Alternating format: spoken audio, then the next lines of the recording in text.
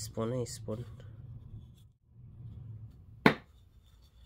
So यो चाहिँ सल्लाको काठ हो। यसलाई चाहिँ मैले वुडन स्पुन बनाउँदैछु। काठ यस्तो छ। यो चाहिँ सल्लाको चुर हो। यसमा चाहिँ आगो इजिली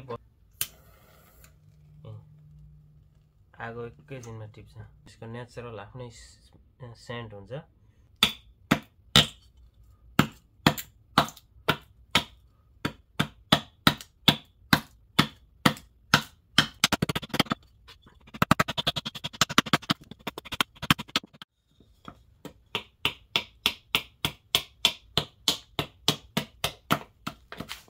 यो माथिको पक्रिने भाग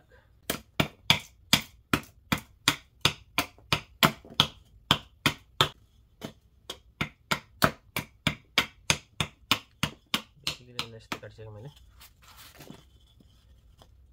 अब यहाँ चाहिँ चम्चीको तलको भाग स्पुनको कत्रो राख्ने भयो, जत्रै राख्यो पनि भयो।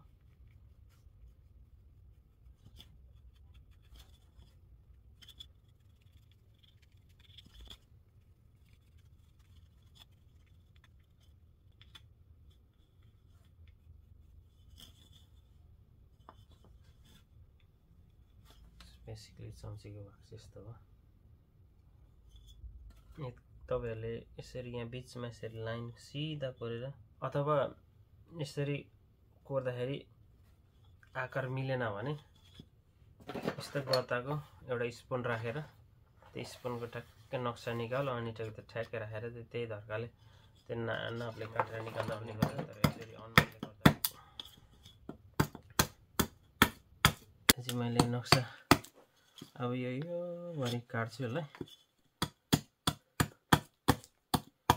काम गर्नुपर्ने हुन्छ।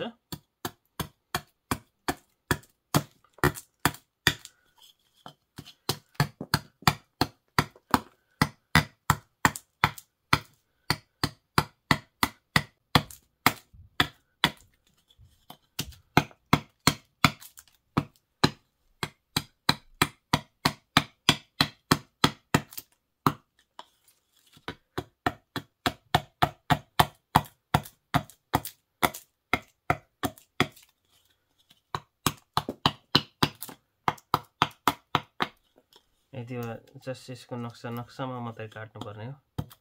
काटे भएर यसलाई चाहिँ कार्भिङ नाइफले मिलाएर खोल्नुपर्ने हुन्छ।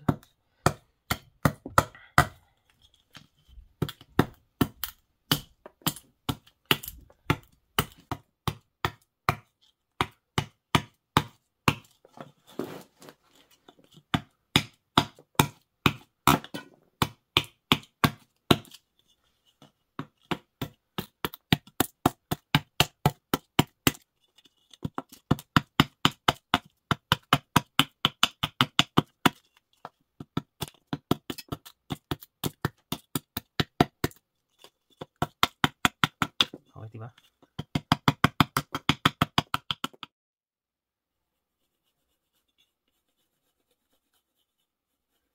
ठ्याक्कै खोल्नु पर्यो।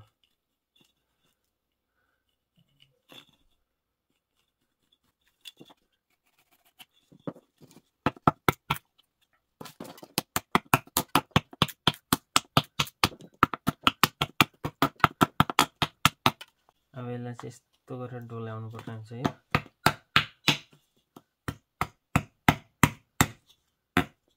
यसलाई मैले यस्तो काटिदिन्छु। यो तरकारी भित्र नकाट्नु, यो तरकारी बाहिर ठ्याक्कै काट्नु। चम्चीको आकार निकाल्नु पर्ने हुन्छ।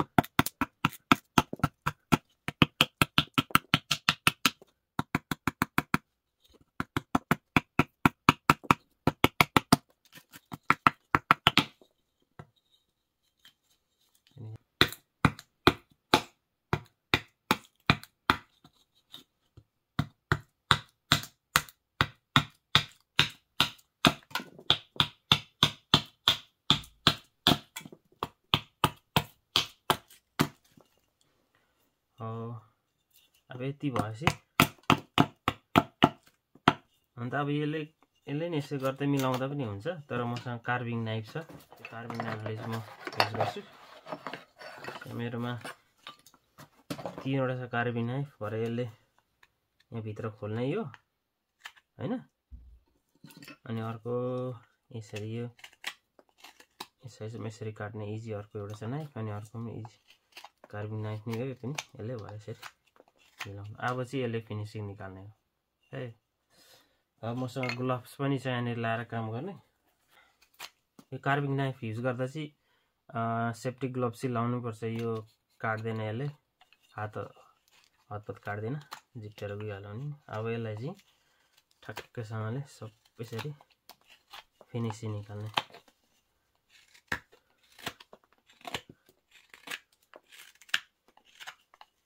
त्यस्तै गर्दै यसलाई चम्चीको आकारमा निकाल्ने शेपमा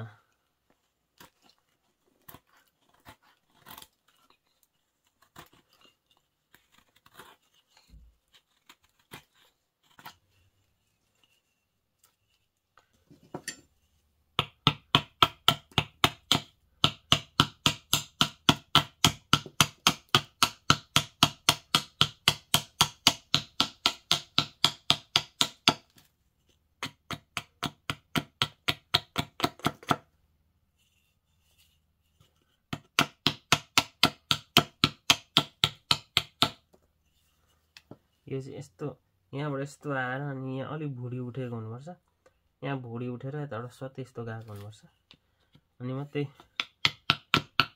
चम्चीको राम्रो देख्छ यसरी उगाएर खाने सजिलै यसलाई चाहिँ बेटर म चाहिँ के गर्छु भने यसलाई अझै यस्तो कोपरी बनाउँछु यतिकै कोपरी बनाउँछु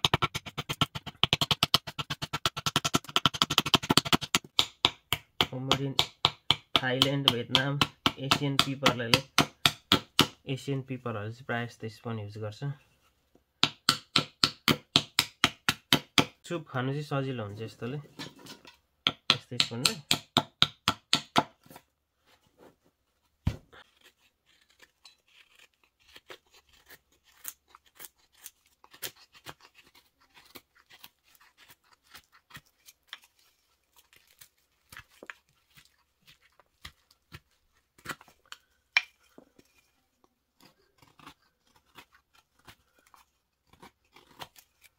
यतिकै भयो यहाँ भित्र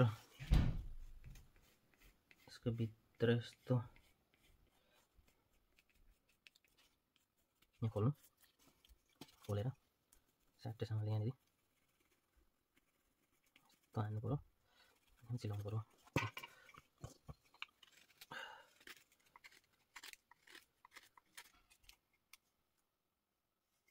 माई गुडनेस यहाँनिर धुलो बनाएको छ जामा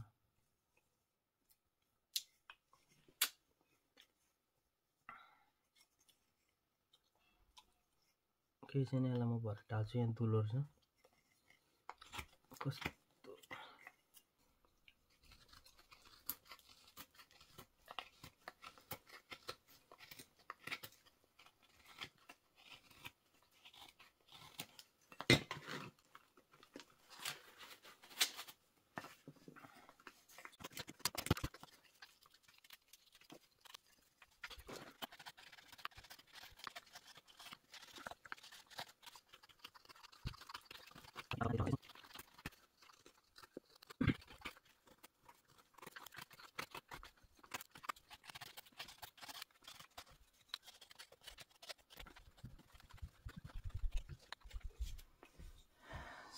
यति भइसक्यो अब यताबाट चिलाउनु छ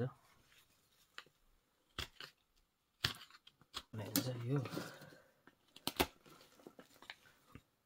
यहाँ जस्तो स्टाइलको राख्दा यस्तो चेप्टो राख्दा पनि भयो यहाँ गोलो राख्दा पनि भयो बेटर चाहिँ यसलाई मैले यसरी गोलो बनाउँदैछु यहाँनिर अनि राम्रो देखिन्छ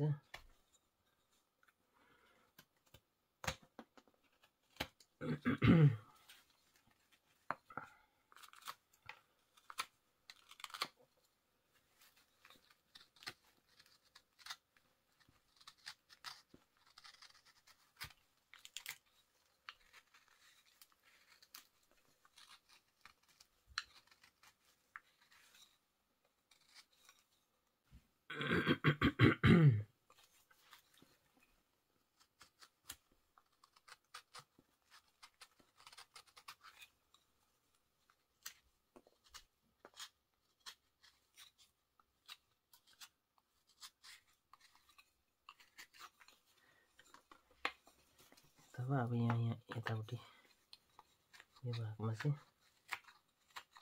गोलो बनाउनु पर्ने हुन्छ।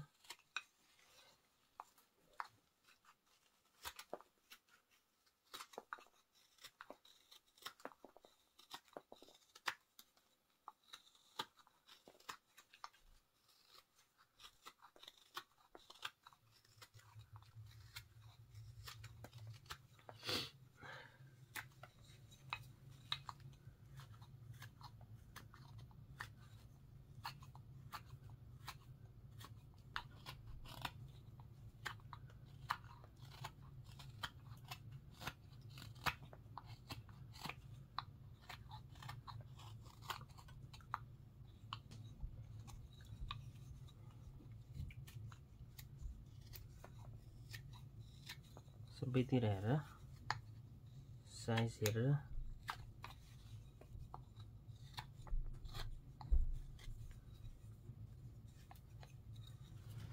सो लगभग यतापट्टिको फिनिसिङ सिक्दै अब यसलाई चिलाउनु बाँकी छ अनि त्यहाँदेखि यहाँ खोल्नु बाँकी छ। खोलेर यो मजाले अब यसलाई चाहिँ चिलाउनु मात्रै बाँकी छ।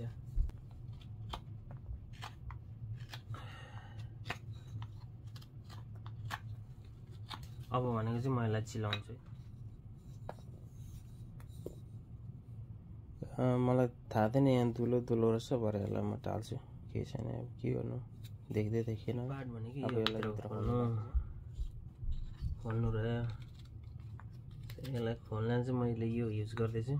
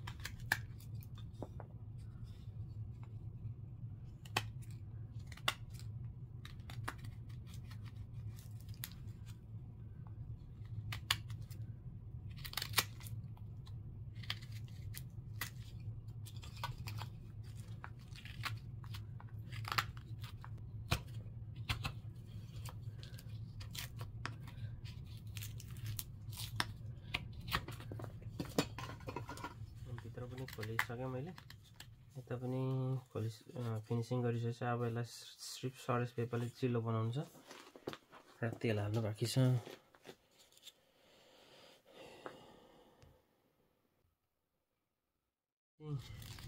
चिल्लाइरहेको छु मैले।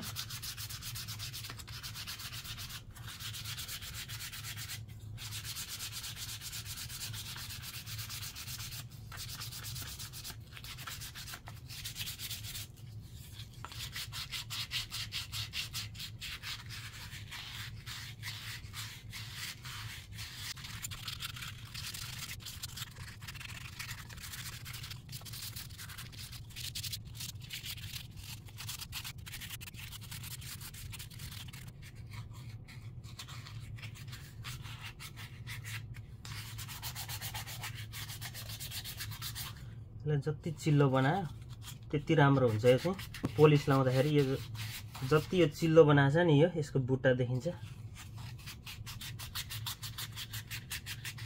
यसलाई चाहिँ त्यही भएर एकदम चिल्लो बनाउनु पर्ने हुन्छ अनि मात्र राम्रो देख्छ यो स्पुन।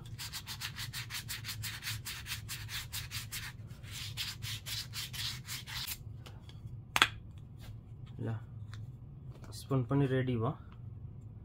यहाँदेखि गहिरो छ गएर मोमो खाने ह्यान्डमेड स्पुन। लगभग हाफ एन आवर लाग्यो होला बनाउनु। अनि तपाईहरु पनि यसरी यो फलामको स्पुन स्टिलको स्पुनले खाँदाखेरि दाँतले टोकियो भने स्पुन दाँत भाँचिने डर हुन्छ। त्यो भएर तपाईहरुले नि यसरी काठको स्पुन बनाएर खाना खानु सक्नुहुन्छ। यो चाहिँ एकदम अर्ग्यानिक हो, हेल्थलाई पनि एकदम राम्रो गर्छ यस्तो स्पुनले। यो चाहिँ काठको स्पुन हो, सजिलो हुन्छ, धेरै टाइम पनि लाग्दैन बनाउनु। मैले यहाँनिर भिडियोमा स्टेप बाइ स्टेप देखाएको छु। तपाईहरुले यो भिडियो हेरेर यसरी काठको स्पुन बनाएर युज गर्न सक्नुहुन्छ। यो चाहिँ एकदम सजिलो छ है, तपाईहरुले घरमा बसी पनि मैले यहाँ पोलिश गर्न सक्नुहुन्छ। यो मैले चिल्लाएर पनि यसलाई सके है, चिल्लाएर पनि सकेछ। अब यसलाई चाहिँ पोलिश मात्रै हाल्नु बाँकी छ। अनि यो पोलिश चाहिँ मैले यो हाल्दै छु, यो ओयल यसले चाहिँ हल्का साइन दिन्छ।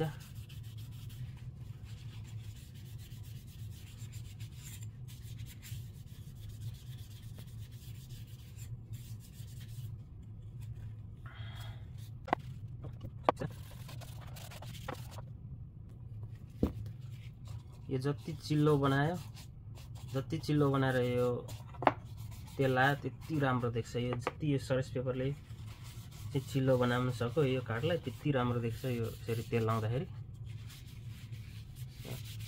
फाइनली मेरो होममेड ह्यान्डमेड स्पुन रेडी भयो।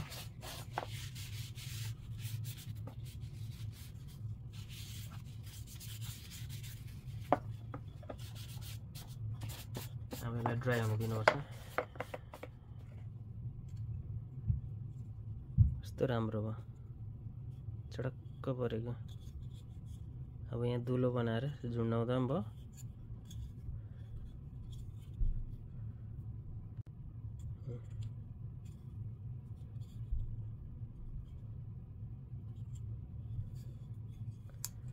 यो चाहिँ तपाईको दुलो परेको थियो, त्यसलाई मैले ढाल्दिएको काठको फेसा लाएर दुईटा लाएर। यहाँ पनि दुलो रहेछ।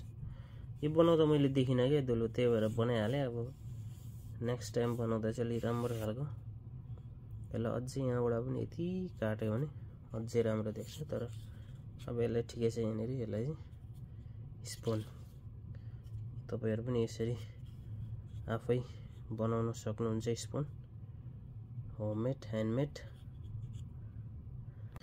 यो भिडियो मन परेमा तपाईहरुले लाइक शेयर सब्स्क्राइब पनि गरिदिनु होला, कमेन्ट पनि गरिदिनु होला।